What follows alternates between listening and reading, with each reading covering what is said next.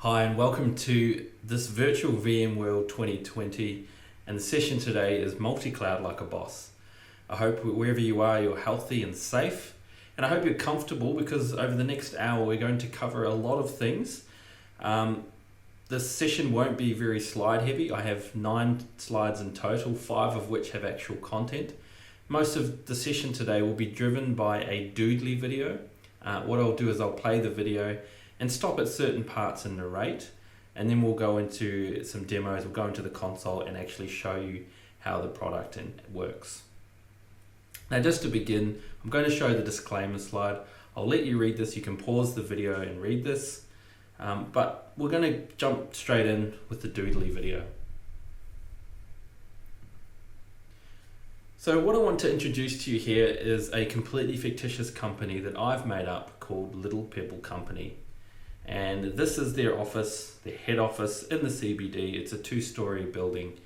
This is similar to, say, a small to medium VMware customer that we may have. And like any company, big or small, Little Pebble Company, they want to grow.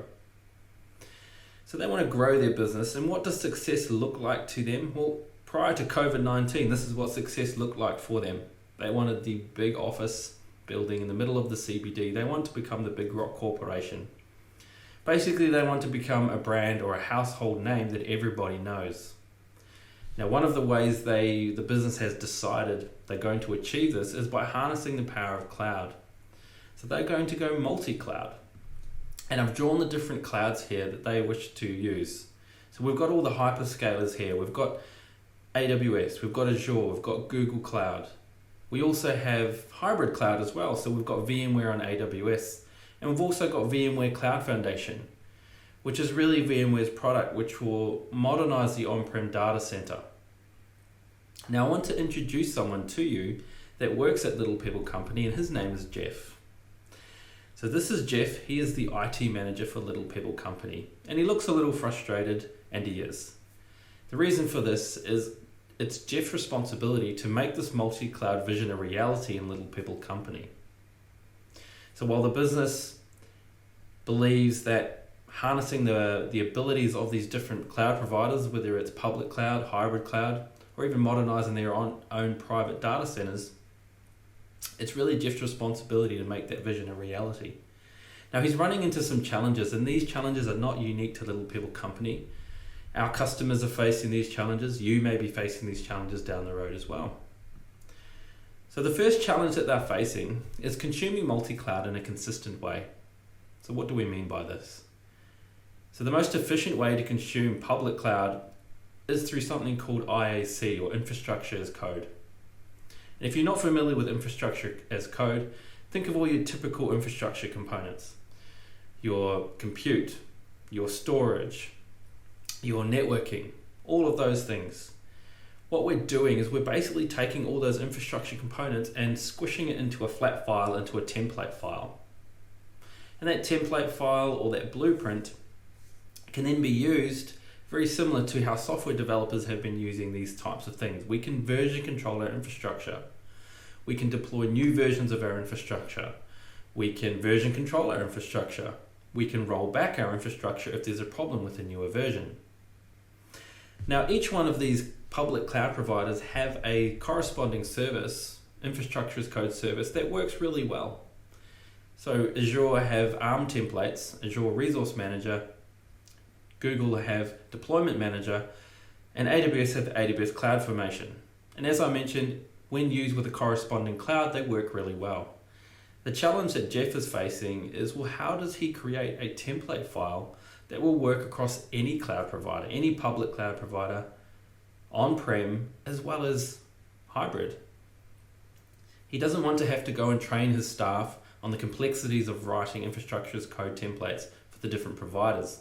He wants one template that works across any public cloud provider, private cloud provider, or hybrid. The next challenge that he's facing is providing self-service capabilities. So on the right-hand side here, we've got the different clouds that Little Pebble Company want to consume. And Jeff wants to expose these capabilities to users in an easy and friendly way to use. So really what he wants is a self-service portal that anyone can use. And if we think about it, we basically want to put a vending machine in front of the different clouds that everybody can use. So IT staff, non-IT staff can simply go to the self-service portal, select what they want, and have that deploy in the appropriate cloud. Now Jeff has some challenges here. Does he go and build something? Does he hire a team of developers to develop a self-service portal? And then if something changes in the back end on one of the cloud providers, well, obviously then we have to change the self-service portal. That's another challenge that he's facing. The next challenge is around that self-service portal again. It's all about building governance inside the platform. So let's take the development team as an example. Maybe we want the developers to develop and do testing inside of AWS, but we don't want them to consume any on-prem resources, or we don't want them to deploy to Azure. So we need to build that governance inside the platform. Maybe we want to control what developers can choose in terms of virtual machine sizes in the public cloud. As we know, everything costs in public cloud. In some cases you pay by hour, in some cases you pay by the minute. For VM types, the larger the VM is, the more we pay for it in general. So how do we restrict the development team so they don't choose the biggest, most expensive VM type? How do we restrict some of that? How do we build that governance in? So these are all things that need to be considered. And if we think about it, what we really want for Little Pebble Company, or what Jeff needs, is he needs a security guard built into the platform to do that governance. And one of the last challenges that he's facing is automating the web application updates. So Little Pebble Company, they operate a website, and that's really the face of their company. That's where a lot of their sales get done, through the online site. And now there's a development team that looks after the front end, the updates and features to the website. And the current process is they code on their laptop, they package up that update, they give it to the operations team. The operations team then go and raise a change request to deploy it on the web servers. Now this can take weeks. Little Pebble Company really want to go to market quicker with newer features. They want those features out in the production site into the hands of the users a lot quicker. So how do we do that? How do we speed that up? So you might be wondering, well, where is Jeff in all of this? So this has become a little bit too much for Jeff. He's decided to take a nap. He's gone home to sleep it off.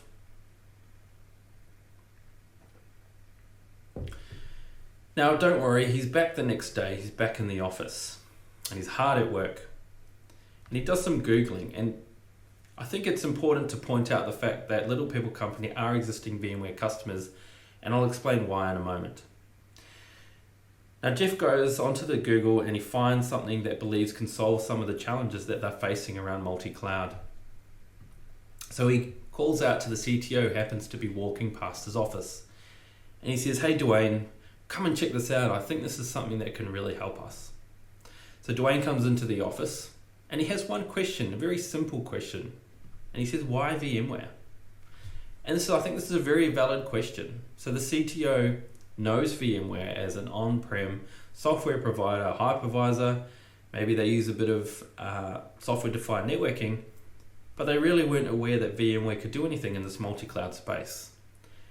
And to answer this question, I'm going to show you a couple of slides. So here's the first one. I won't read that out word for word. I'll let you read that yourselves. But what we're doing with clouds is we're making it a lot simpler. We're making it invisible for our customers in terms of the complexity of managing the different clouds. So if you think about what we did 10 years ago or so with the hypervisor, we were agnostic. We said, it doesn't matter which hardware you bring to the table, you can run our hypervisor on that hardware. We're doing the same with cloud now. It doesn't matter if you want to consume different public clouds, private clouds, or hybrid, you can bring that in. We are agnostic. And really what that means is it means you don't have to focus on the complexity of managing these things. And really you can focus on what's important to your business, which is the most important thing. Now, a lot of our customers are not aware of what we can do in this space, and I like to show them this slide. So it's not just us as the vendor saying, we're leaders in this space. You can access these reports from Forrester, IDC, Gartner, Ovum, that place us as leaders in the cloud management space. Lastly, I think this is a really important slide, very basic, but we offer our cloud management software as an on-prem solution or as a SaaS-based service, software as a service. And I think this is really important because a lot of customers came to us and had a cloud-first strategy. And now we're making a shift from not only providing our software on-prem, but also providing it as a cloud-based service. So those customers with a cloud-first strategy, they most likely will want to consume our SaaS offering. But for some other customers, maybe for security or compliance reasons, they have to remain running on-prem. We still offer that software on-prem as well. And it's the same code base between the two, so you're not missing out on any features. However, typically we do release features a little bit on a more regular basis to SaaS, and then they obviously feed into the on-prem version. So as I mentioned, I think this is a really important shift for VMware. We're still offering the same on-prem service or software, but we're also providing it now as a SaaS service. So we're going to flip back to the story now. We've kind of answered that question now. Well, why VMware? And now we're going to introduce the actual product that we'll be showing in today's session, which is vRealize Automation, or VRA. And as I mentioned before, we offer that on-prem or as a SaaS product. Now there's three components of vRealize Automation, and we're going to cover those three components today. So the first component is Service Broker. And Service Broker really is that self-service catalog that we mentioned earlier, that vending machine. And I want to introduce you to another employee at Little Pebble Company, and this guy's name is Adam. And Adam works in marketing. Adam has no idea about how the different clouds work or the complexity of the different clouds. He just knows that he needs to deploy his marketing website that the developers have created through the self-service portal. Now, Adam is not sure where to deploy this particular cloud. And if this was a live session, I'd actually ask you as the audience where you want me to deploy this. But what I'm going to do is I'm going to flick over to this slide here. And we've got three different options in the multi-cloud wheel. And what we're going to do is we're going to stop this at a random place. And it's stopped on Microsoft Azure. So what we're going to do is we're going to deploy this particular website on Azure. So what we're going to do now is we're going to put on the hat of Adam. We are going to look through basically what the lens of what Adam sees, so we can see how easy it is to use Service Broker. So here we have Service Broker and the different catalog items that Adam can consume. So I, as Adam now, the developer has told me he's created this particular template for me to consume. So I'm going to go in and hit request for this particular catalog item and ask me for a deployment name. So I'm going to use the deployment name VMworld 2020. I'm going to use marketing website. Now our multi-cloud wheel, we selected or randomly selected Azure, so we're going to select that one. Now Adam, as I mentioned, is a non-IT user, so he doesn't know about the size of VMs in the Azure environment. But he's pretty familiar with t-shirt sizes, so he knows there's going to be a small or moderate amount of traffic to this site. So he's going to select medium for the web layer. For the database layer, we're going to leave that as medium. Enter a password for our database. And you'll notice there's a phone number here as well, and we can select yes. And basically what we'll hear later is if everything works correctly, you'll hear a text message on my phone, which if everything works correctly, I'll be able to show you through the screen share. Now remember, we're still looking through the lens of Adam. So Adam comes into his deployment, he can look at his deployment, he can see the various resources as they get provisioned and created. He can see what's happening as each one of these resources is allocated and created. But we're not going to wait for this to finish. It's probably about as exciting as watching paint dry. So we're just going to leave that running for now. What we're going to do is we're going to step out of that persona of Adam And we're going to step into the persona of Jeff, the IT manager, who is the cloud admin in this case. And what I want to show you here is some of the governance that can be set inside of Service Broker. So we're going to go into content policies, and we're going to go into policies, then definitions. We're clicking on new policy, and there's 3 different policy types that we can configure. So the first one here is the approval policy. And the approval policy, like the name suggests, means we can set an approval. So if we think about Adam, when he went and deployed that particular workload, before it actually deployed into Azure, a approval would need to be done by his manager, and obviously that can be set in the policy who is actually allowed to approve it. We can also do conditional approvals. So for example, if we deploy this on-prem, if the cost was going to be less than $50, it would automatically be approved. But if it was over a certain amount, say over $50, we could actually then force a manual approval to be done. The next policy type is Day 2 Actions policy. And like the name suggests, these are actions that Adam can take on his deployment once it finishes. So we can decide what actions Adam is allowed to do. So for example, is he allowed to power off a VM? Is he allowed to power on a VM? Is he allowed to resize the VM? Is he allowed to resize the disk on the VM? So we can be very granular in which actions we can decide that Adam is allowed to do. The last policy is the lease policy. And the lease policy basically puts an expiry date on a deployment. Now maybe for a production deployment, we don't want to put an expiry on it, but for a dev or a test deployment, we may set an expiry of 2 weeks or a month or whatever that happens to be. And this is particularly useful when, say, we're deploying to public cloud and someone deploys a resource, they finish using it but forget to delete it.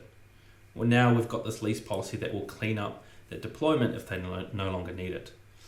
Now, if someone needs an extension can be requested through this lease policy as well. So now we have, so I've shown you some of the governance, and I've shown you how easy it was for Adam, the end user, non-IT user, to consume items in the catalog. Now that's going to keep going. So we're going to flip back to our video, and we're going to discuss the next component of VRA. And the next component is Cloud Assembly. And Cloud Assembly really is the engine behind the scenes that does all of the heavy lifting. So it does things like configuring the different cloud accounts, configuring the networks, configuring your configuration management, all of these types of things. Now before we jump into Cloud Assembly, what I want to show you is a slide just to kind of ground you as we go through the console.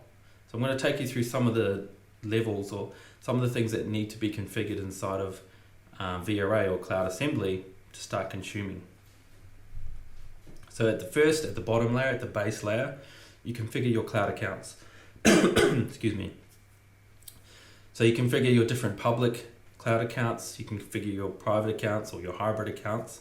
And basically you're configuring it with credentials that VRA will use to deploy into those particular clouds. And you'll notice that we've got capability tags here.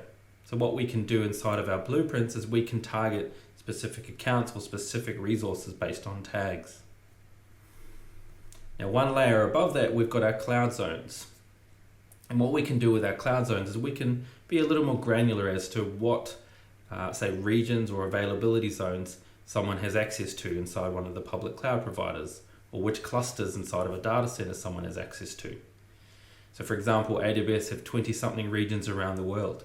What I can do with a cloud zone is I can create a cloud zone that targets a specific region, which means my users, if I choose to, are only able to access that particular region, not all AWS regions. So if we look one layer above that, we have our projects, and we can have separate projects, and it's really up to the organization as to how they wish to do this. So maybe they do it by business units, maybe they actually do it by production or dev or test. It's really up to the organization.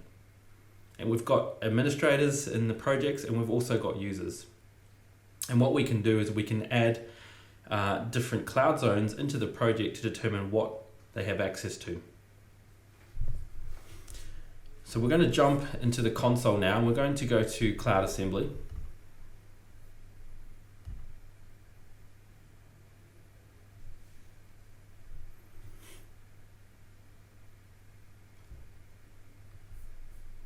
We're going to jump into infrastructure.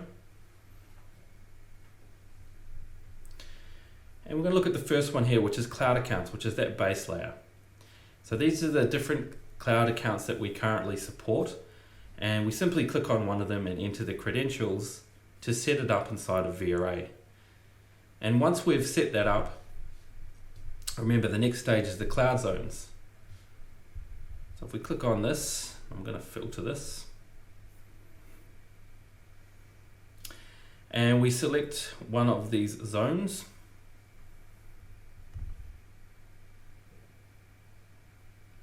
Here, for example, we have a particular cloud zone that's targeted for a specific region in AWS. So AP Southeast 2, which is the Sydney region.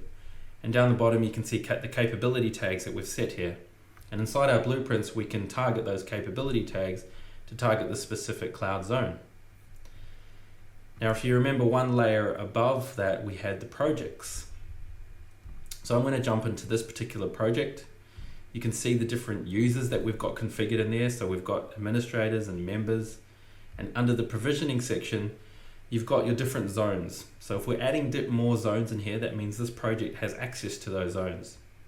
So for example, I'm allowing this particular this particular project to access the AWS Sydney region, but no other regions, so only allowed to deploy there. You can see I can also set things like limits for my particular cloud zones as well. Now, something else that you can also configure in here is network profiles. And as the name suggests, it's a profile which contains networks that we can use. And again, we can target this particular profile using capability tags. If you look in here, we can see the different networks that we have configured inside of this particular profile.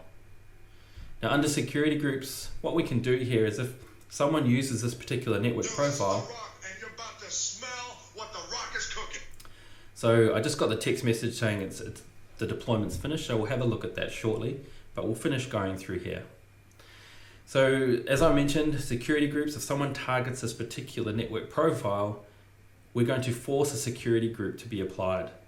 And that really plays into that governance aspect around making sure the right traffic is flowing in and out of our networks. Now, one thing that we mentioned before as Adam, when you went and deployed something through Service Broker, was about the t-shirt sizes. And if we click on flavor mappings and go into medium, this is where the cloud administrator can set what size of VM that they want for the different cloud accounts that they're using. Excuse me. So if someone selects a medium, that maps back to a T2 medium inside of AWS. If someone selects a medium in Azure, well, that maps to a standard B2S. And if someone selects on-prem, that maps to a 2 CPU, 4 GB of memory.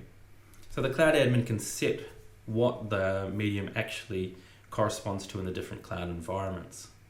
And this is really powerful in terms of we don't want our IT staff or non-IT staff to go and provision the biggest VM types in public cloud because there's a cost to us.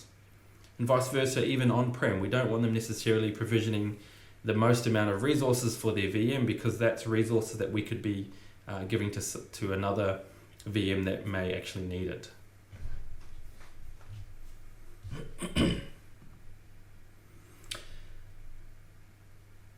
Now, the next thing I would like to show you is the design canvas itself.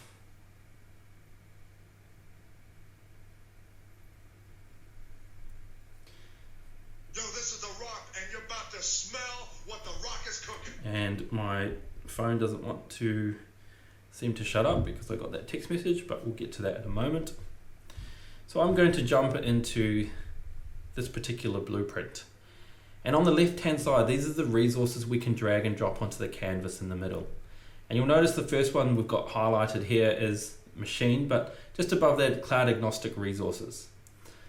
And basically what that means is if we drag one of these resources onto the canvas, this resource will work this infrastructure as code template will work across any cloud. So it's agnostic. And that really fulfills that Little Pebble company requirement where Jeff wants to be able to have one template that works across any cloud. Now there's a whole bunch of other resources here that we can drag and drop onto the canvas. So I'm not going to list them all, but I'll just go through them really quickly. So we've got Kubernetes, we've got vSphere resources, NSX, we've got native AWS resources, we've got configuration management resources, so Ansible open source, Ansible Tower, Puppet, there's GCP, there's also Microsoft Azure. And a new one that we've added recently is Terraform. So we can now take Terraform configuration files, Terraform TF files. We can basically have them as a first-class citizen. We can drag and drop them onto the canvas, and VRA can then deploy those resources using those Terraform configuration files. And that really unlocks a lot of possibilities of being able to deploy more resources inside, say, public cloud, for example. So once you drag and drop a resource onto the canvas, what it will do is it will generate the YAML on the right-hand side. So you don't need to have to know or memorize the YAML. And if you're confused about what you can configure in a particular resource, don't worry. When you click on properties, we'll tell you what you can configure. And then if you click on the properties even further, then we give you more information about what can be configured in there. Now I just want to draw your attention to the middle of this screen, the canvas here. You'll notice that I'm using 3 different networks. So if I click on the public network, you'll see the load balancer sits in the public network. And if you look at the constraints section, I'm actually targeting a particular network profile based on tags. You'll notice I have a web private network, so my web servers sit inside a private network, and I have a database private network as well, which is where the MongoDB database sits. And I'm also using a bit of configuration management, so I'm using Ansible to go and configure my web servers. My MongoDB database, I'm actually using something called Cloud Init. So if I scroll down here, you'll see the different config that I've got here for Cloud Init. And Cloud Init basically runs a series of commands when the VM starts, and it installs MongoDB, populates the database, creates out users. Basically, it sets everything up. So that's just a really quick flyby of what we can do inside of the design canvas. Now what I want to do, I'm just going to take a moment here to update my Git repository. And you might be wondering why I'm doing this, but it will become clear later on when we talk about the Codestream section. So just bear with me. And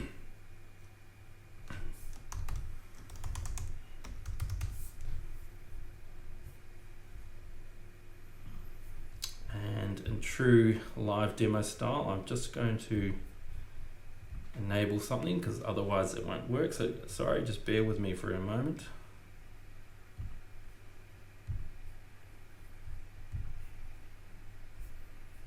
Save this change.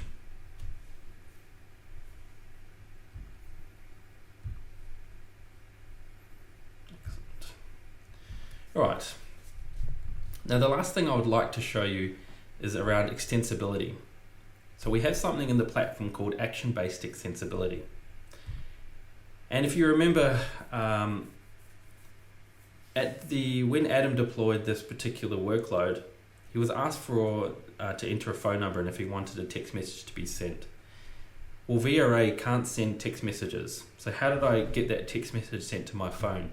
Well, I'm using something called Action-Based extensibility to reach out to a third-party service to send the SMS. And this is how it's done. So we've got a subscription here, and a subscription basically listens out for a particular event. So as part of the workload that we deployed for Adam, we deployed a load balancer as part of that deployment or that blueprint.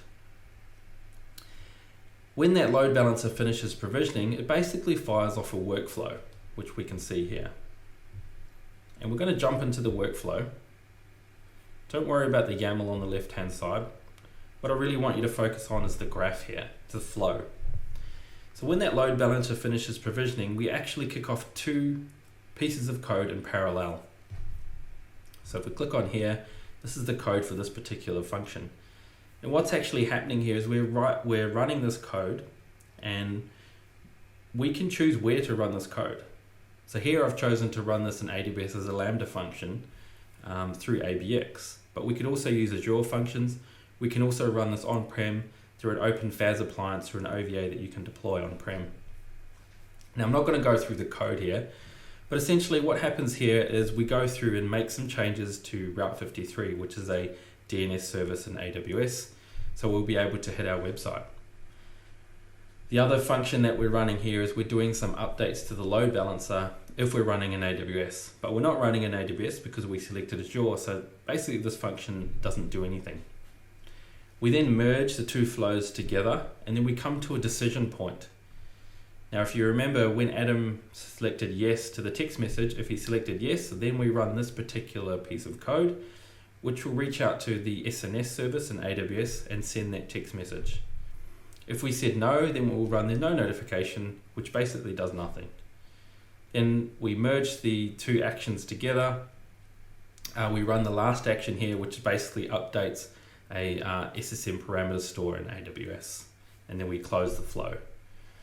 Now what I really want to highlight here is the fact that what we can do with extensibility is we can really, we can now do things that vArray itself is not natively capable of. We can reach out to a third-party API, a third-party endpoint, and do other actions and really extend what vArray can do.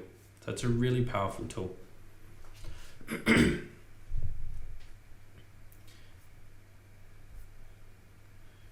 So I've shown you Cloud Assembly, some of the governance we can do, some of the aspects around setting it up.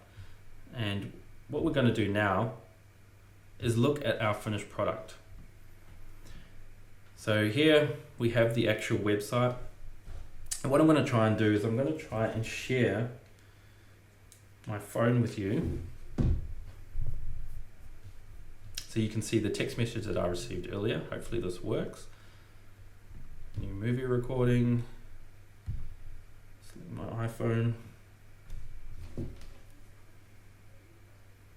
Awesome. So it's a picture of one of my children. But if I go into my text messages, you'll see that I got a text message from Project Rock. And you'll see that it says, can you smell what vArray is cooking? Browse to this particular website. Please allow a few minutes for DNS propagation. Let's see if this works. So yes, it works. The site is accessible. Let's just see if this works through the mobile. Yes, it does. But what I'm going to show you is I'm going to show you the finished product through the browser, as it's a little bit easier to see.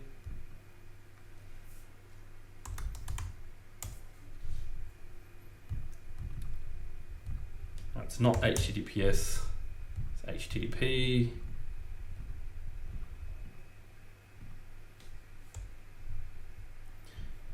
I think my browser is trying to redirect to HTTPS because I deployed this in AWS earlier. So let me just open an incognito tab. Let's try and access it through here. Brilliant, so it's working. So you guys can access this particular site from your home or wherever you are as well. So it's just http vmworld 2020.vmware.education, and you'll be able to hit the site. I'm going to keep the site running for about 2 months, so well after VMworld is finished, you'll be able to access this site. Now I'm just going to take you through some of the things that we've got in this site. So clearly I'm a big fan of the rock, so I'm going to go into here, and you can see here some information about the rock. It takes you to, I believe, a wiki page. You can watch and do a workout if you're really interested. If we go into metadata, what we've got here is the public cloud providers have this metadata URL that you can query to get information about your VM. And what I'm doing here is I'm basically querying the metadata URL, and I've built some logic inside the PHP script which determines where we're running. So the script says this VM is running in Azure, and it gives you the VM name as well as the location and the IP. Now what I'm going to do is I'm going to refresh this page, and we should be able to see this IP address change. Now with the Azure load balancer, this algorithm, it does take a few times to refresh. Maybe we'll get it on the first time. So if I hit refresh, let's see if that 50.4 changes to something else. So yes, we got it on the first time. So what's actually happened there is when we hit refresh, the load balancer redirected us to the other web server, which we're now accessing, and the name should have changed as well. So you'll be able to test that at home as well. Now the last thing I wanted to show you is the actual database. So if we go into movies, what we can do is we can query the MongoDB database that we deployed through vArray as well. So if we select 2005, we want to see what movies The Rock did in 2005. So you can see he did Doom and he did Be Cool as well. If you're a fan of the Fast and Furious franchise, we can click on select Fast and search by movie title, and we see the different movies that The Rock did that start with Fast. So this is a live database that we deploy every time through vArray, and obviously you can access this and test it for yourselves as well.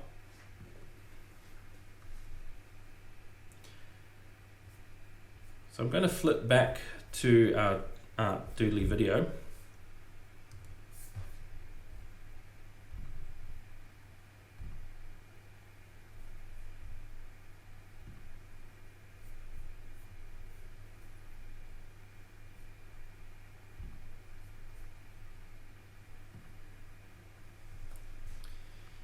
And we're going to talk about the last component of Verialize automation, which is Codestream. Now, if you remember, we've got the developer, and the developer loves to code, and they typically check their code into a version control system like GitHub. And then from there, we want to get those changes from Git inside our production environment. And you may have heard of the term pipeline. So Codestream allows us to create our CI/CD pipelines or our DevOps pipelines, get that code from the developer into production. And for those of you who are not familiar with CI/CD pipelines, I've got another animation I'd like to share with you, which will explain it at a very high level in some more detail. So here we've got our old school blackboard. Not sure how many of you grew up with these, but I did. So I'm probably showing my age a little bit. But I want you to think of a DevOps pipeline like this. Think of just a normal pipe with water that flows in one end, comes out the other. But we've got a series of gates inside of the pipeline. And obviously the water cannot flow to the next section of the pipe until that gate is lifted. Now on one end of the pipeline, you've got your developer who loves to write code. On the other end of the pipeline, we have our production website, which we demoed earlier. Now the developer loves his code, he writes his code and he checks it into GitHub. What we can do with Codestream is we can listen out for any changes made inside of Git via a webhook. So when the developer checks in their code to Git, what happens is that code basically flows inside of the pipeline. So the water starts flowing inside the pipeline.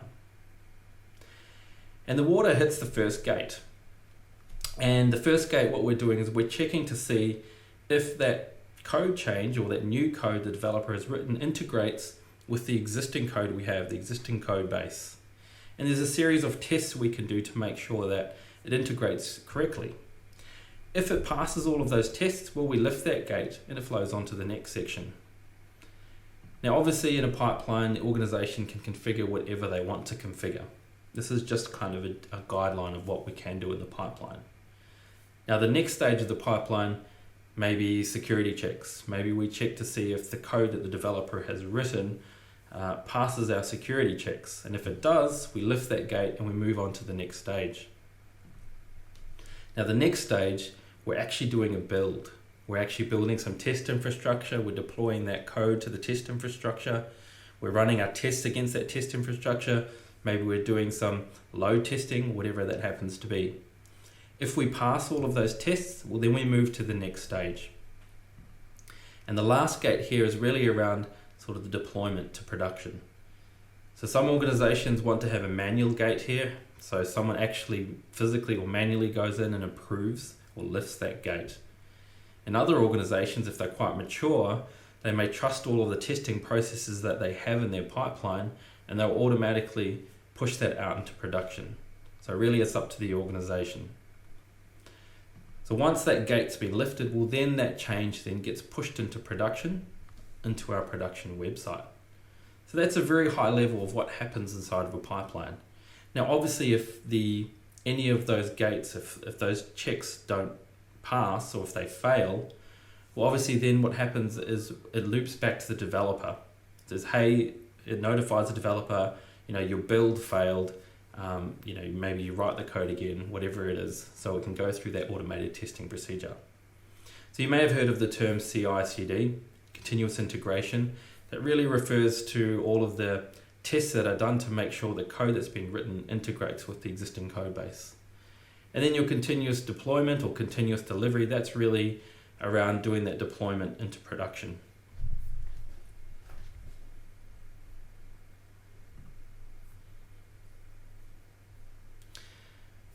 So we're just going to flip back to here. So now we've kind of introduced what pipelines are and how Codestream is able to create those pipelines for us. What I want to take you through is an actual pipeline that we've got in Codestream. So I'm just going to go to my other browser.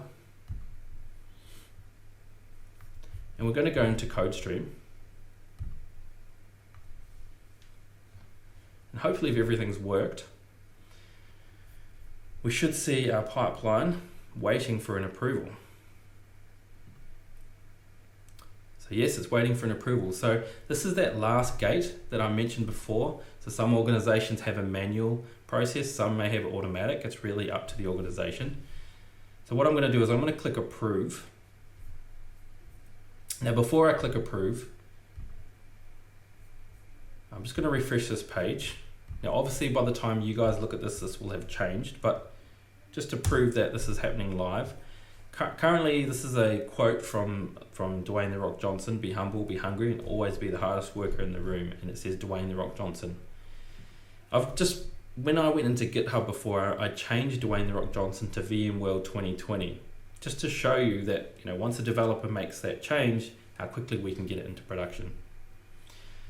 So if I flip back to Codestream and I'm going to approve this now, I'm approving that code to go into production, we should see that change reflected soon. But first I want to take you through the pipeline and what we're actually doing. So the first stage is the code check stage. And this is kind of a very simplified version of continuous integration. So what I'm doing here is I'm doing a very basic syntax check. So obviously the developer's gone in and changed some of the PHP code. So I'm checking the various files I've got that make up the website to make sure that everything compiles correctly. And you can see in this results section that everything compiled correctly, there were no syntax errors. So basically it passed that first gate and the code was allowed to travel to the next section. So the next section here is a unit test. And I've got an open source unit test here called PHP unit test. And if you're not familiar with unit tests, it's basically we're just testing a small unit of our code. And we're looking for a particular result. If we get that expected result, well that's great, we've passed that particular unit, we move on to the next stage. And if we scroll down the bottom here, you can see at the bottom, I did one test, so one unit test. I got one assertion, which means the test completed successfully, so we moved on to the next stage. Now the next stage here is called test deployment. And what I'm doing here is I'm standing up some infrastructure. So the beauty of Codestream is it's tightly integrated with the VRA. Excuse me. And because of that tight integration, we can reach out to Cloud Assembly, we can provision blueprints as part of the Codestream pipeline, which means we can create infrastructure as part of our pipeline. And that's exactly what I'm doing here. I'm calling out to a specific blueprint that I've created, or a cloud template, and I'm actually provisioning some test infrastructure. So I'm provisioning a load balancer, I'm provisioning some web servers, and I'm giving it a DNS name, which is different from my production site. And that allows me to set up my test infrastructure with the new code, and allows me to run my tests against the test infrastructure without affecting production. So once that finishes deploying, and if it's all deployed correctly, we then move on to the next part of our pipeline, which is the poll web app. And what we're doing here is we're basically polling the test website, which is project.rocktest.vmware.education. Now once it gets a 200 response, HTTP 200 response, we know the test website is up, which means the next gate lifts and we can move on to the next stage. So what we're doing here is we're doing basically a load test against the test web servers. And this is one of my favorite tools. It's called Bees with Machine Guns. And I love the sense of humor that the developers had when they created this. And I'll take you through some of the things that we've done here. So basically it does a load test using AWS EC2 instances, and it calls them bees. So here you can see I stood up two bees, so two instances, and each one of them have a machine gun, which they can be loaded. So you can configure how much load is going to be tested on your website, so how much these machine guns will be firing at your website. So you can see here the bees are ready for attack, the swarm has assembled, and then they start basically firing their machine guns at my website. So it gives you a whole bunch of stats, and the important thing down the bottom here is the mission assessment. So the target, my website, was successfully fended off the swarm, which means it survived my load test. And then afterwards, we clean up after ourselves, we stand the bees down, which basically means we tear down those EC2 instances to save on cost. We don't want to have them running if we're not using them. Now, because that all passed and was successful, we moved on to the next stage. And the next stage is basically deleting all of that test infrastructure that we deployed. Because now we've done a load test, we've verified the code works, we've verified everything we need to, so there's no reason for us to have those resources running. So we actually go in and delete our test deployment. Now you saw this stage here, it was basically waiting for someone to go in and approve this change to go into production. So we moved on to the next stage, which was here, which was basically what we're doing is we're calling out to Ansible, so our configuration management tool, and we're saying, Ansible, go off to the web servers in Azure and tell them that there is some new code that they need to update from GitHub. So go tell them to refresh. So Ansible goes and does that. And the last stage that we've got here, very similar to what we did in our test website, we're polling the production website. So we're polling VMware 2020, VMware to education. Once we get that HTTP 200 response, we know it's successful and it's all done. So this is a very kind of simplified example of what we can do in a CI/CD pipeline to get those changes from the developer into production really quickly. And to show that it's actually worked, so remember it says Dwayne The Rock Johnson. If I refresh this, we should see the changes now. So you can see now the changes are VMware 2020. So if we're looking at the components here, I've shown you Service Broker, how easy it was for a non-IT user to use Service Broker. I've shown you some of the aspects inside of Cloud Assembly and how they work, some of the governance aspects, some of the infrastructure configuration items that need to be configured. I showed you the end result of what Adam actually deployed. And then I showed you Codestream, our pipelining software, which allows us to get changes from the developer into production really quickly. So if we're going back to our story, these were some of the challenges that we kind of introduced at the beginning of the session. So consuming multi-cloud in a consistent way, well, cloud agnostic provisioning really solves that problem for Jeff. He now can have one template that works across any of the clouds that they want to use. Self-service capabilities is really provided by Service Broker. We saw how easy it was for a non-IT user to use Service Broker. In terms of governance built into the platform, I showed you some of the Service Broker policies. I showed you some of the things we can do around tagging, around constraints, around security groups for network profiles. And there's also more that we can do as well. Lastly, around automating the web application updates, I showed you the CI/CD pipeline, Codestream, and how quick it was to get that change from the developer into production. Now the next thing I just want to discuss really quickly is, well, that's great. Now we've deployed our application, but how do we get visibility into the application? How do we see things like how the application is performing, how the infrastructure is performing? What can we use for that? And there's another product that we have called vRealize Operations Manager, and it's part of the vRealize suite. And vRealize Operations Manager, think of it as monitoring and alerting, but really beefed up. It has artificial intelligence, it has machine learning built in. So it's able to do things like, based on your usage, predict when you're going to run out of capacity for, say, compute or memory or storage. It's also able to see, based on your usage, have you right-sized your VMs? It can make recommendations about VMs that are undersized or oversized.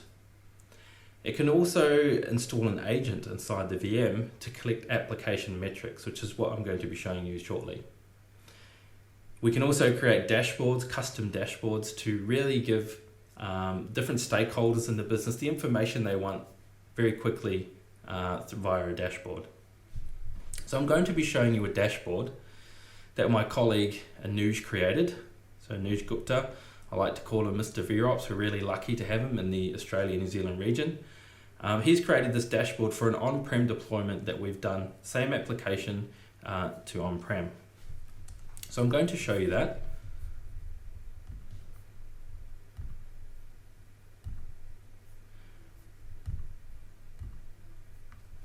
And the first thing you'll notice here is I didn't have to authenticate to access this particular dashboard. And that's one of the great things about Operations Manager. Once you create this custom dashboard, you can share this with anyone in your organization, and they don't need to have credentials inside of vRealize Operations Manager. So it makes it super easy to share these dashboards. Now here, the first widget, the biggest widget I want to draw your attention to, is called the Rock Web App. And what we can do here is we can see the different aspects of the deployment.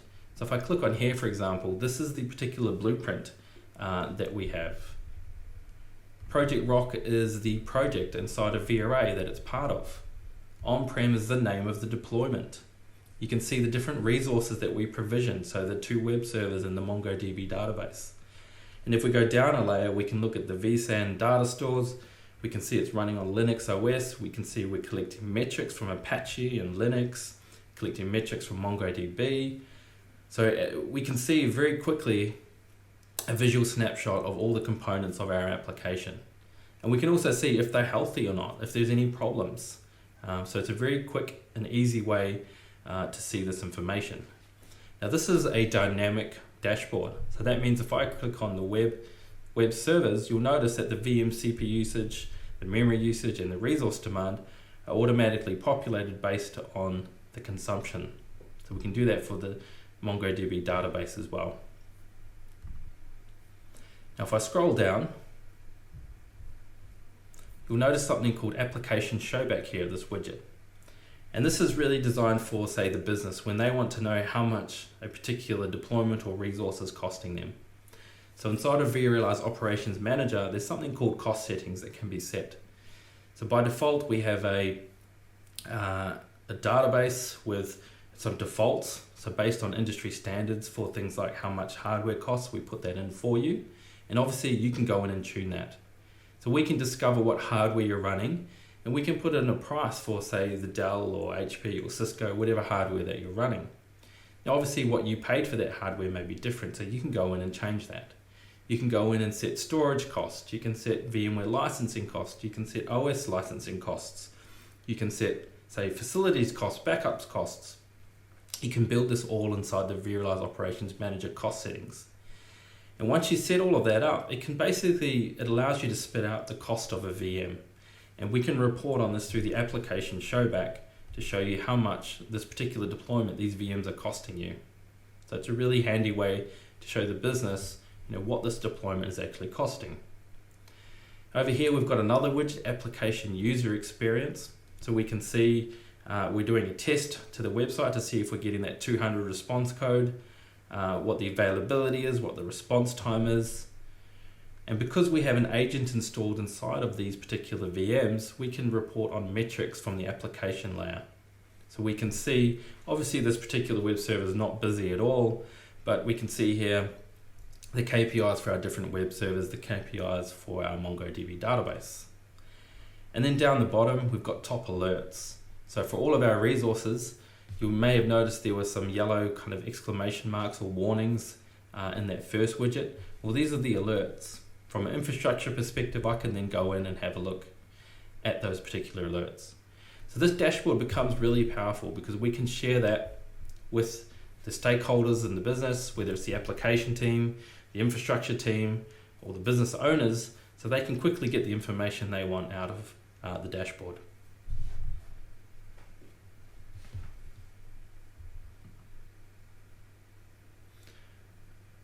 So to kind of summarize or sum up the story here, we started off with Little Pebble Company and they wanted to grow.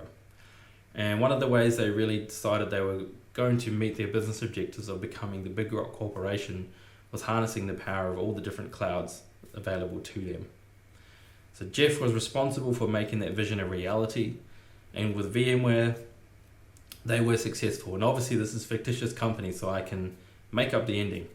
But to make everything nice and everyone's happy, success, they're well on their way there. They've added another story to their building, so they're well on their way to that vision of being that Big Rock Corporation. Now I'm just going to flip over to the slide deck again. Just to wrap things up, I just wanted to mention, please fill out the survey at the end. And lastly, I want to say thank you. Thank you for attending this virtual VMworld 2020. Thank you for watching the session today. I hope that wherever you are, you stay safe and healthy. And I hope you have a great day, evening, morning, whatever it is. And yeah, thank you very much.